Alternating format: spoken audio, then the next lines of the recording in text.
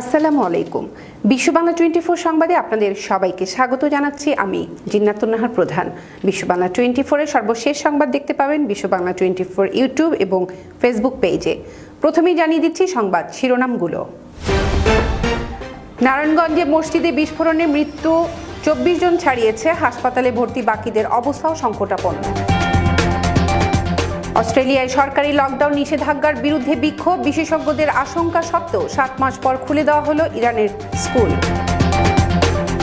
মস্কোর ক্লিনিকগুলোতে পৌঁছে গেছে করোনা ভ্যাকসিনের প্রথম চালান, শুক্রবার থেকে শুরু হবে 180 দিনের ক্লিনিক্যাল ট্রায়াল। টেক্সাসের হ্রদে ট্রাম্পের নির্বাচনী মিছিলে নৌকাডুবি, ডুবে যাওয়া সবাইকে উদ্ধার। জাতিসংঘের আরোপিত নিষেধাজ্ঞা উঠে গেলে অস্ত্র ব্যবসায়ে নামার ইঙ্গিত ইরানের, গণমাধ্যমে দেওয়া সাক্ষাৎকারে নিজ দেশের এমন অবস্থানের কথা জানালেন প্রতিরক্ষা মন্ত্রী।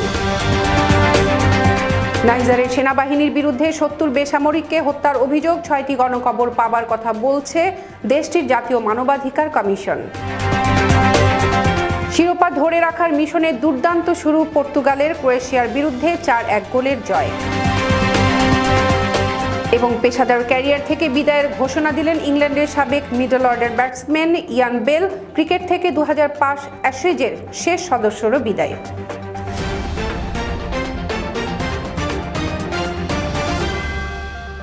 দর্শক শুনছিলেন শিরোনাম, এবার বিস্তারিত সংবাদ। নারায়ণগঞ্জ শহরের পশ্চিমতলার মসজিদে এসি বিস্ফোরণে মৃতের সংখ্যা 24 জন ছাড়িয়েছে। দগ্ধদের মধ্যে ঢাকার শেখ হাসিনা জাতীয় বার্ন ও প্লাস্টিক সার্জারি ইনস্টিটিউটে বাকি যারা ভর্তি আছেন তাদের অবস্থাও সংকটাপন্ন বলে ইনস্টিটিউটের আবাসিক চিকিৎসক পার্থ শঙ্কর পাল জানিয়েছেন। ইনস্টিটিউটের সমন্বয়ক ডাক্তার সামন্তলাল সেন বলেন, যারা ভর্তি আছেন তারা কেউ শঙ্কামুক্ত নন, তাদের অবস্থা অত্যন্ত খারাপ বলা যায়। ফতুল্লা মডেল থানার ওসি আসলাম হোসেন জানান, বেশিরভাগ মরদেহ পরিবারের কাছে হস্তান্তর করা হয়েছে। জানাজা শেষে স্থানীয় কবরস্থানে তাদের দাফনও করা হয়েছে। শুক্রবার নারায়ণগঞ্জ শহরের বাইতুস সালাত জামে মসজিদে এশার নামাজের সময় 6টি শীতাতপ নিয়ন্ত্রণ যন্ত্রে একসঙ্গে বিস্ফোরণ ঘটে। ফায়ার সার্ভিসের 5টি ইউনিট ঘটনাস্থলে এসে আধা ঘন্টার চেষ্টায় আগুন নিয়ন্ত্রণে আনে। সে সময় মসজিদে থাকা অর্ধশতাধিক মানুষের সবাই কম বেশি দগ্ধ হন। তাদের মধ্যে 37 জনকে ঢাকার শেখ হাসিনা জাতীয় বার্ন ও প্লাস্টিক সার্জারি ইনস্টিটিউটে ভর্তি করা হয়। ফায়ার সার্ভিস বলছে, ওই মসজিদের নিচ দিয়ে তিতাসের যে গ্যাসের পাইপলাইন গেছে সেখানে লিকেজ থেকে গ্যাস জমে বৈদ্যুতিক শর্ট সার্কিট থেকে বিস্ফোরণ ঘটেছে প্রাথমিকভাবে তারা ধারণা করছে। তবে এর পেছনে অন্য কোনো ঘটনা আছে কিনা তা খতিয়ে দেখা হচ্ছে বলে জানান তিনি। ঘটনা তদন্তে ফায়ার সার্ভিস, তিতাস গ্যাস ও জেলা প্রশাসনের পক্ষ থেকে 3টি তদন্ত কমিটি গঠন করা হয়েছে। করোনা ভাইরাস প্রতিরোধে জারি সরকারি লকডাউন নিষেধাজ্ঞার বিরুদ্ধে অস্ট্রেলিয়ায় বিক্ষোভ হয়েছে। এ সময় সরকারি নির্দেশ অমান্যের দায়ে কয়েক ডজন বিক্ষোভকারীকে গ্রেপ্তার করেছে দেশটির পুলিশ। এদিকে বিশেষজ্ঞদের আশঙ্কা সত্ত্বেও দীর্ঘ 7 মাস বন্ধ থাকার পর ইরানের স্কুলগুলো খুলে দেওয়া হয়েছে। দেশ জুড়ে ক্লাসে ফিরেছে 1.5 কোটিরও বেশি শিক্ষার্থী। ডেস্ক রিপোর্টে দেখুন বিস্তারিত। অস্ট্রেলিয়ায় করোনা প্রাদুর্ভাবের কেন্দ্র হিসেবে পরিচিত মেলবোর্নে প্রায় 300 মানুষ গত 1 মাস ধরে জারি কঠোর লকডাউন নিষেধাজ্ঞার বিরুদ্ধে বিক্ষোভ করেছেন। এছাড়া সিডনি, ব্রিসবেন, অ্যাডিলেড এবং পার্থের মতো বড় বড় শহরগুলোতেও বিক্ষোভ করেছেন লকডাউন বিরোধী মানুষজন। মেলবোর্নে বিক্ষোভকারীদের স্বাধীনতা এবং মানবাধিকার গুরুত্বপূর্ণ এমন বিভিন্ন স্লোগান দেন। নগর পুলিশ জানিয়েছে, লকডাউন নিষেধাজ্ঞা না মানায় শহর জুড়ে কয়েক ডজন বিক্ষোভকারীকে গ্রেফতার করা ছাড়াও আরও 1.5 শতাধিক মানুষকে এ নিয়ে জরিমানা করা হয়েছে। বাকি শহরগুলোতেও লকডাউন নিষেধাজ্ঞা অমান্য করে লকডাউন বিরোধী বিক্ষোভ থেকে অনেককে গ্রেফতার ও জরিমানা করা হয়েছে। তবে দেশটির প্রধানমন্ত্রী স্কট মরিসন বলেছেন, দেশের 8টি রাজ্য অঞ্চলের মধ্যে 7টি আগামী ডিসেম্বরে নিজেদের সীমান্ত ফের খুলে দেওয়ার বিষয়ে একমত হয়েছে। এছাড়াও তিনি আরো বলেছেন, নিউজিল্যান্ডের সঙ্গে ট্রাভেল বাবল শুরু হতে পারে, যাতে করে দেশের পর্যটন খাতে চাঙ্গা হলে ফের প্রাণ ফিরে পাবে অর্থনীতি। তবে ভ্যাকসিন না আসলে বছরের পর বছর জুড়ে এমন করে জীবনযাপন করতে হতে পারে বলেও দেশের মানুষকে সতর্ক করে দিয়েছেন তিনি। এদিকে ইরানের রাষ্ট্রায়ত্ত টিভিতে সরাসরি সম্প্রচারিত ভিডিও কনফারেন্সের মাধ্যমে স্কুল খোলার বিষয়টি নিরীক্ষণ করেন দেশটির প্রেসিডেন্ট হাসান রুহানি। শিক্ষা স্বাস্থ্য সমাজের জন্য সমানভাবে গুরুত্বপূর্ণ, কিন্তু তারপরও তাদের সন্তানদের স্কুলে ফেরত পাঠানোর জন্য বাবা মার জোর করা উচিত নয় বলে মন্তব্য করেছেন তিনি। তিনি আরো বলেন, এবছর শিক্ষার্থীদের কাঁধে বিশাল এক দায়ের বোঝা চাপিয়ে দেওয়া হয়েছে। তবে অনেক স্বাস্থ্য বিশেষজ্ঞ, পেশাদার চিকিৎসক মধ্যপ্রাচ্যে করোনা ভাইরাস মহামারীর দ্বারা সবচেয়ে বেশি ক্ষতিগ্রস্ত দেশ ইরানের স্কুল ও বিশ্ববিদ্যালয়গুলো পুনরায় চালু করার বিষয়ে উদ্বেগ প্রকাশ করেছেন। আচমকা স্কুল খুলে দেওয়ার এমন বিস্ময়কর সিদ্ধান্ত কোনো সন্দেহ ছাড়াই চিকিৎসা কর্মীদের জন্য বাড়তি চাপ তৈরি করবে বলে শিক্ষামন্ত্রীর কাছে চিঠি লিখে উদ্বেগ প্রকাশ করেছেন সরকার কর্তৃক নিয়োগপ্রাপ্ত ইরানের মেডিকেল কাউন্সিলের প্রধান ডক্টর মোহাম্মদ রেজা জাফর ঘান্দি। শুধু স্কুল নয়, একই দিন থেকে দেশটির প্রায় 50,000 শিক্ষার্থীর জন্য মাদ্রাসাগুলো খুলে দেওয়া হয়েছে। অথচ ইরানের মাঝখানে ভাইরাসটির প্রকোপ কিছুটা কমলে এখন আবার আশঙ্কাজনক হারে তা বাড়তে শুরু করেছে। ডেস্ক রিপোর্ট, বিশ্ব বাংলা 24। করোনা ভাইরাস মহামারী মোকাবিলায় রাশিয়ার রাজধানী মস্কোর বহির্ভাগে 220 নম্বর ও 62 নম্বর ক্লিনিকে প্রথম দফার রুশ ভ্যাকসিন স্পুটনিক ভির প্রথম চালান গ্রহণ করেছে। মস্কোর ডেপুটি মেয়র আনাস্তাসিয়া রাকোভা জানিয়েছেন, এই ক্লিনিকগুলো প্রায় 40,000 মানুষের দেহে 180 দিনের ক্লিনিক্যাল ট্রায়াল পরিচালনার জন্য প্রস্তুত রয়েছে। বিস্তারিত দেখুন ডেস্ক রিপোর্টে। করোনা ভাইরাসের নিরাপদ টিকা উদ্ভাবনে বিশ্বজুড়ে তীব্র প্রতিযোগিতার মধ্যে 11 আগস্ট বিশ্বের প্রথম ভ্যাকসিন হিসেবে স্পুটনিক ভি অনুমোদনের ঘোষণা দেয় রাশিয়া। রুশ প্রেসিডেন্ট ভ্লাদিমির পুতিন জানান, এই ভ্যাকসিন ইতিমধ্যে তার মেয়ের শরীরে প্রয়োগ করা হয়েছে। তবে রাশিয়ার ভ্যাকসিন অনুমোদনের ঘোষণার পরই এর নিরাপত্তা নিয়ে উদ্বেগ প্রকাশ করতে শুরু করে বিভিন্ন দেশ। তবে আন্তর্জাতিক মেডিকেল সাময়িকী ল্যান্ডসেটের প্রতিবেদনে বলা হয়েছে, ভ্যাকসিনটি নিয়ে 42 দিন করে 2টি ট্রায়াল চালানো হয়েছে। প্রত্যেকবারই অংশ নিয়েছেন 38 জন সুস্থ প্রাপ্তবয়স্ক স্বেচ্ছাসেবী। পরীক্ষায় তাদের মধ্যে কোনো পার্শ্ব প্রতিক্রিয়া দেখা যায়নি, বরং তাদের শরীরে অ্যান্টিবডি তৈরি হওয়ার ব্যাপারে নিশ্চিত হয়ে গেছে। এরই মধ্যে মস্কোর ডেপুটি মেয়র আনাস্তাসিয়া রাকোভা বলেন, ভ্যাকসিনগুলো সুনির্দিষ্ট অনুকূল পরিবেশে বিশেষ ফ্রিজারে রাখা হয়েছে। শুক্রবার থেকে মস্কোর বাসিন্দারা এই পরীক্ষায় অংশগ্রহণে আবেদন করে প্রথমে ভ্যাকসিন নিতে পারবেন। তিনি আরও বলেন, মস্কো কর্তৃপক্ষ Gamaleya National Research Institute of Epidemiology and Microbiology of Russia Health Care Ministry কোভিড-19 মোকাবেলা এ ভ্যাকসিনের ক্লিনিক্যাল ট্রায়াল পূর্ববর্তী নিবন্ধনে অংশ নিতে রাজধানীর বাসিন্দাদের আমন্ত্রণ জানায়। এই কর্মসূচির আওতায় 40,000 মানুষকে আমন্ত্রণ জানানো হয়েছে। বিনামূল্যে এই টিকা দেওয়া হচ্ছে। এই কর্মসূচিতে নারীদের অংশগ্রহণের জন্য প্রেগন্যান্সি পরীক্ষার ফলাফল অবশ্যই নেগেটিভ হতে হবে এবং যেসব পুরুষ এতে অংশ নিতে যাচ্ছেন তারা পরবর্তী 3 মাস সন্তান জন্ম দেওয়ার চেষ্টা করতে পারবেন না। ভ্যাকসিনের ক্লিনিক্যাল ট্রায়াল অনুমোদনে ক্লিনিকগুলোর চালানো এই পরীক্ষা কার্যক্রম রাশিয়ার স্বাস্থ্যসেবা মন্ত্রণালয়ের স্বীকৃতিপ্রাপ্ত।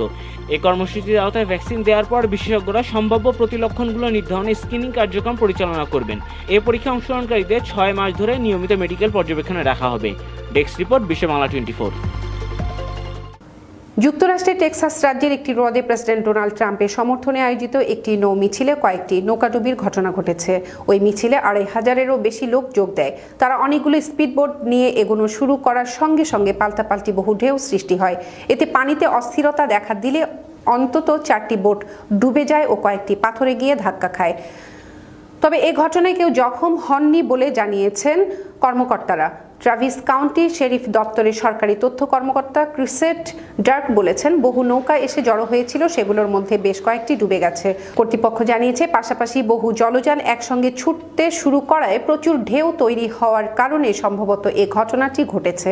ডুবে যাওয়া নৌকাগুলোর আরোহীদের পানি থেকে উদ্ধার করা হয়েছে, তবে কেউ আঘাত পায়নি। ফেসবুকের মাধ্যমে আয়োজিত Lake Travis Trump boat parade এ 2,600 জনেরও বেশি লোক উপস্থিত থাকবে বলে ঘোষণা দিয়েছিল। আয়োজকরা স্পিডবোটগুলোকে ঘন্টায় 16 কিলোমিটার বেগে চালানোর নির্দেশনা দিয়েছিল। ঘটনার বিষয়ে একটি তদন্ত শুরু করা হয়েছে এবং ইচ্ছাকৃতভাবে এ ঘটনা ঘটানোর কোনো প্রমাণ পাওয়া যায়নি বলে জানিয়েছেন তথ্য কর্মকর্তা ডার্ক। এই নৌ মিছিল চলাকালে ওই এলাকায় কোনো ঝড় হয়নি বলে জাতীয় আবহাওয়া বিভাগের স্থানীয় একজন কর্মকর্তা নিশ্চিত করেছেন। দর্শক, এখন নিচ্ছি ছোট্ট একটি বিরতি, ফিরছি কিছুক্ষণ পর, সঙ্গেই থাকুন।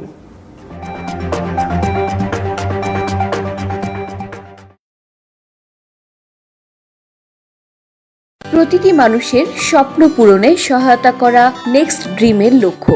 আমাদের প্রতিনিধিরা ক্রমাগত আপনার উন্নতিকল্পে কাজ করে যাচ্ছে। বিনা পরিশ্রমে সম্পদশালী হওয়ার জন্য আজই আমাদের সাথে যোগাযোগ করুন। আমাদের ঠিকানা 372372 Jackson Heights, new York 11372। Phone করুন 9293574245 অথবা 7183161949 এই নম্বরে। Email nextdreamllc@gmail.com। বিশ্ব বাংলা 24 আমাদের নিউ ইয়র্কে, এবং আমি আশা করব ওনারা আমাদের গঠনমূলক চিন্তা ভাবনা, আমাদের বর্তমান পরিস্থিতি সবকিছু অত্যন্ত সুন্দরভাবে তুলে ধরবেন। আমরা ওদের শুভকামনা করছি। আমরা সবাই মিলে চাচ্ছি যে এই টিভিটা আরো এগিয়ে যাক। ওরা নতুন শুরু করেছে, আসেন ওদের সবাইকে আমরা একটা উৎসাহ দিই।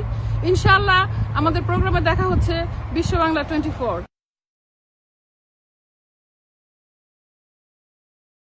আপনি কি হোম কেয়ারের কথা ভাবছেন? তাহলে আজই যোগাযোগ করুন আমাদের সাথে। আমাদের ফোন নম্বর 7187757852। গোল্ডেন হোম কেয়ার থেকে যে মেয়ে দিয়েছে, ও খুবই ভালো যত্ন নেয় আমার। Health home care agency BCA 8HA ও CDPAP দিয়ে বিশ্বস্ততার সাথে আপনাদের সেবা করে আসছে। আপনজনদেরকে সেবা দিয়ে অর্থ উপার্জন করুন।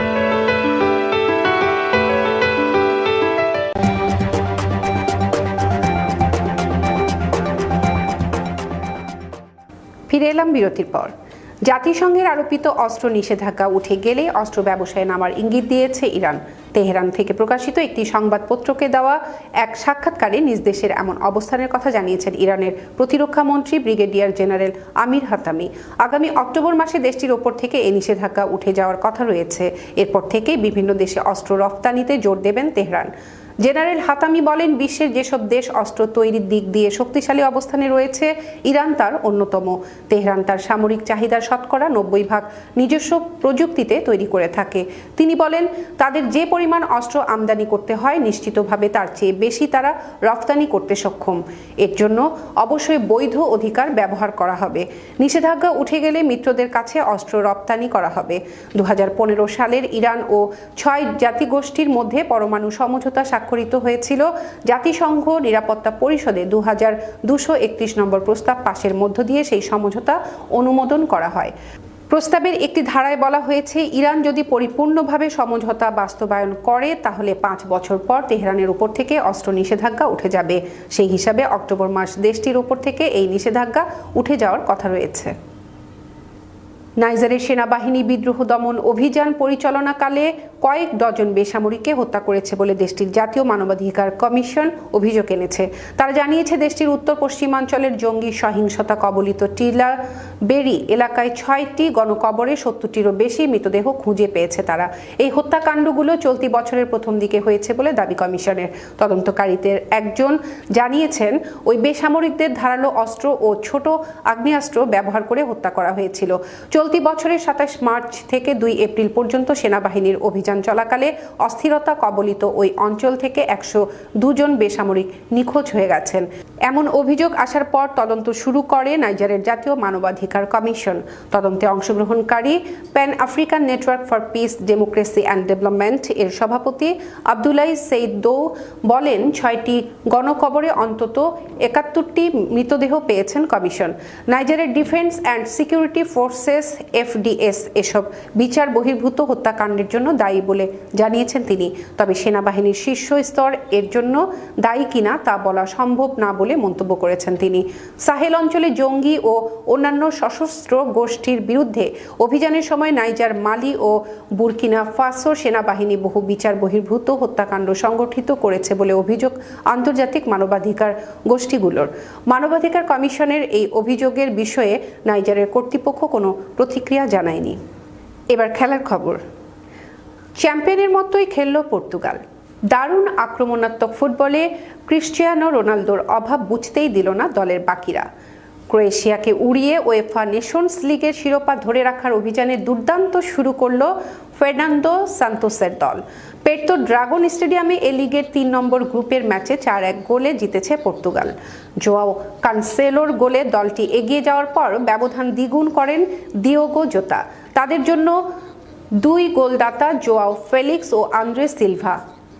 ক্রোয়েশিয়ার একমাত্র গোলটি ব্রুনো পেতকোভিচের। পুরো ম্যাচে গোলের উদ্দেশ্যে 27টি শট নিয়েছে পর্তুগাল, যার মধ্যে 11টি ছিল লক্ষ্যে। 3টি শট বাধা পায় পোস্টে।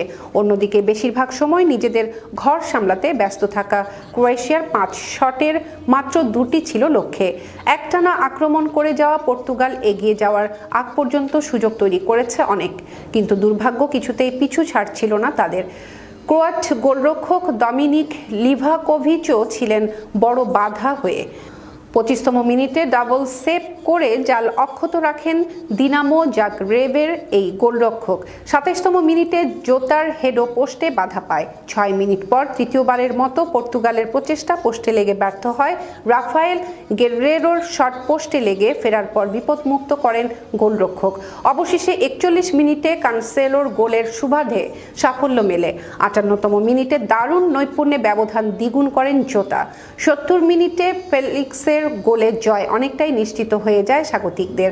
যোগ করা সময়ে ক্রোয়েশিয়ার হয়ে শান্ত নাম সূচক গোলটি করে পেতকোভিচ। 3 মিনিট পরে অবশ্য ব্যবধান ফের 3 গোলে বাড়িয়ে নেন সিলভা। এরপর শেষ বাঁশি বাজতেই পর্তুগিজদের জয়োল্লাস।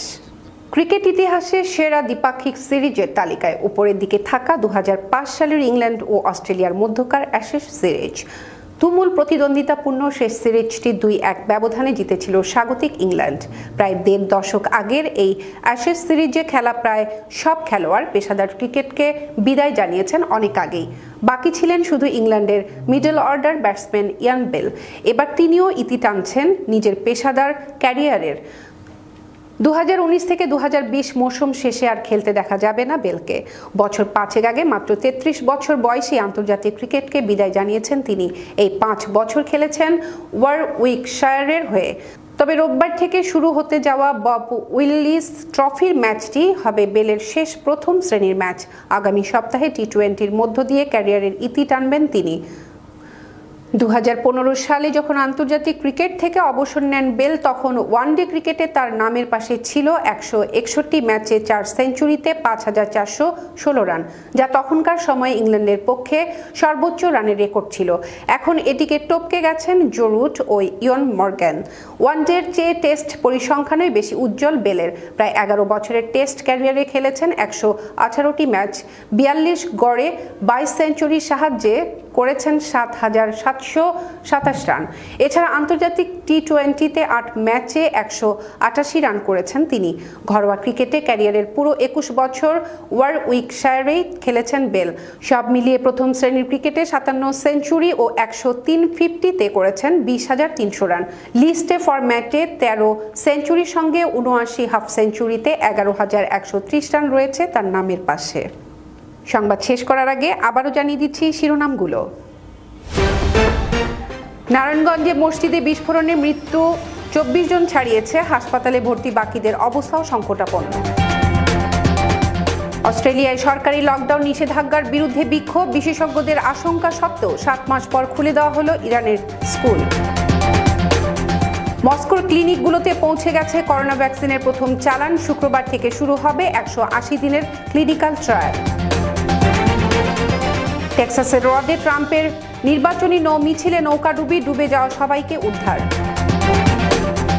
জাতিসংঘের আরোপিত নিষেধাজ্ঞা উঠে গেলে অস্ত্র ব্যবসায়ে নামার ইঙ্গিত ইরানের, গণমাধ্যমে দেওয়া সাক্ষাৎকারে নিজ দেশের এমন অবস্থানের কথা জানালেন প্রতিরক্ষা মন্ত্রী। নাইজারের সেনাবাহিনীর বিরুদ্ধে 70 বেসামরিককে হত্যার অভিযোগ, 6টি গণকবর পাবার কথা বলছে দেশটির জাতীয় মানবাধিকার কমিশন। শিরোপা ধরে রাখার মিশনে দুর্দান্ত শুরু পর্তুগালের, ক্রোয়েশিয়ার বিরুদ্ধে 4-1 গোলের জয়। এবং পেশাদার ক্যারিয়ার থেকে বিদায়ের ঘোষণা দিলেন ইংল্যান্ডের সাবেক middle order batsman Ian Bell. Cricket থেকে 2005 অ্যাশেজের শেষ সদস্যরও বিদায়।